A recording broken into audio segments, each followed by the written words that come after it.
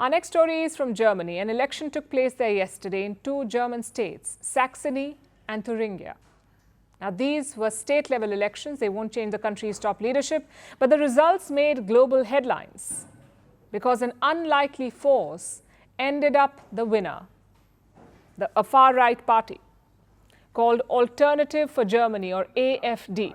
That's the party, AfD. It won the state of Thuringia and it came second, a very close second, in Saxony. And this seems to have alarmed the world because it's a first since the Second World War, the first time since the Second World War that a far-right party has won elections in Germany. The last far-right party to do so was the Nazi party. Yes, those Nazis. So you can understand the discomfort. And you can decide for yourself if it is warranted. Here's the co-leader of the AfD giving a glimpse of the party's politics. Our school classes are being flooded with children and young people from foreign cultures who come from archaic backgrounds, marked by Muslim beliefs. They are uneducated and all they speak is gibberish. Children no longer learn anything. And this is the result as to why those young people who still want to have a perspective in our country have supported the AfD as much as they have. As you can see, the AfD takes a hard line on immigration. They don't want any foreigners in Germany. Now, being against illegal immigration is one thing, but the AfD's rhetoric has raised concerns. They've been branded, and I'm quoting, they've been branded as suspected extremists. The German courts have given the party that status, suspected extremists. But people still voted for them. The AfD emerged as the biggest party in the state of Thuringia. It won almost 33% of the vote.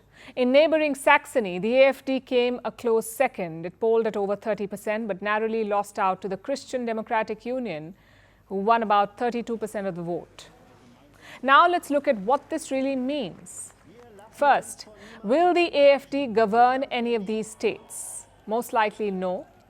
You see, no party has won an outright majority in these two states. They will have to form a coalition government, and all the other political parties have refused to work with the AfD. They have closed ranks to keep the AfD out.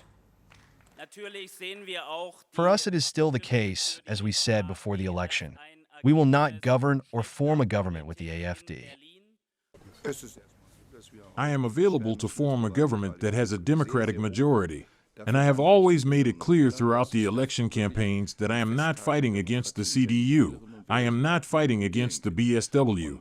I am not fighting against the other Democratic parties. I am fighting against the normalization of fascism.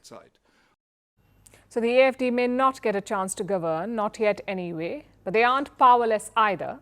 In Thuringia, at least, they have the power to veto certain decisions, like the appointment of judges and security officials. So the party will have a say in governance.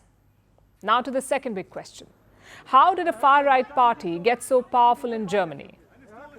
After the Second World War, Germany rejected far-right politics. Most Germans were ashamed of the Nazi atrocities, so they distanced themselves from that brand of politics. But the far-right got a shot in the arm in 2015 thanks to former Chancellor Angela Merkel. She allowed more than 1 million refugees to move to Germany.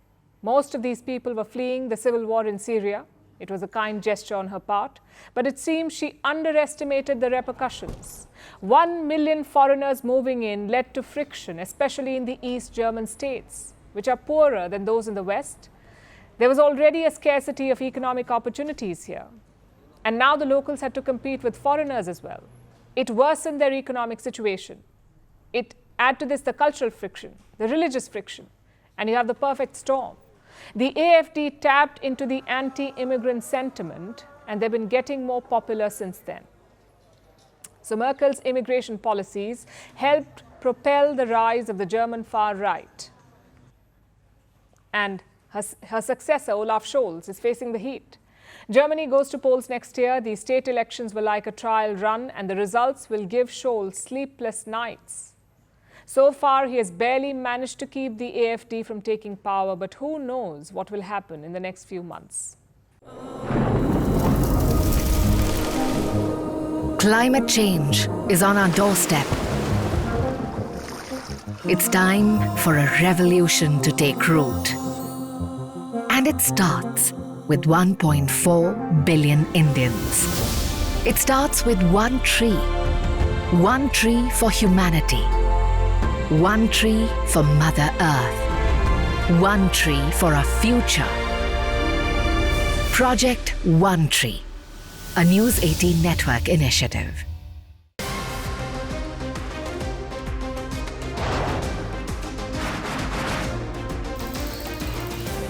On the show today, the T20 World Cup bandwagon has moved across to the West Indies. What can you expect from this?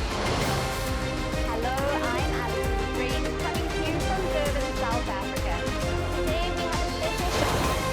We'll start with a report on India's shifting nuclear posture. The first time since India officially became a nuclear power. Hello and welcome to Firstpost America. I'm Aaron Ham, coming to you live from the nation's capital,